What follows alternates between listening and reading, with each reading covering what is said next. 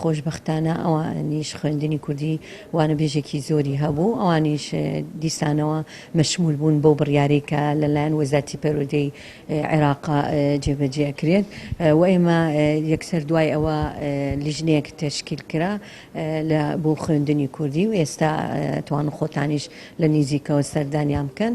لیژنەکە سەرۆکی لیژنەم و بە ئەندامەتی چەند سەرپەرشتیارێکی تر و بەشی قانونی ئەستاوین بە وەرگرتنی فایلەکان بە پێی ئەو ڕێنمانەی کە بەغا ئاماژەی پێکردووە. سەرەتا تەنها بۆ ئەوانە بوو کە وانەبێژی خۆبەخش بوون لە ساڵی 2019 کە فەرمانی کارژێری 2019 هەیە، بەڵام دوای ئەوەی کە چەند کۆبوونەوەیەک ئەنجامدرا وەزارەت ڕەزامەندی فەرموو لەسەرەوەی 2017 و 2018 بەشدارە بێ و خوێندنی کوردیش خۆشببختانە تا ئێستاکە سەرەتایە کە 711 فایلمان وەرگرتووە و ئامادەیەکەش 287 فایلمان وەرگرتووە کە کۆیەکەی تقریبەن 1000 کەس سوودمەند دەبێ کە وانەبێژەکەی ببێ بە گرێبەست. ئەمەش جێگەی دڵخۆشیە.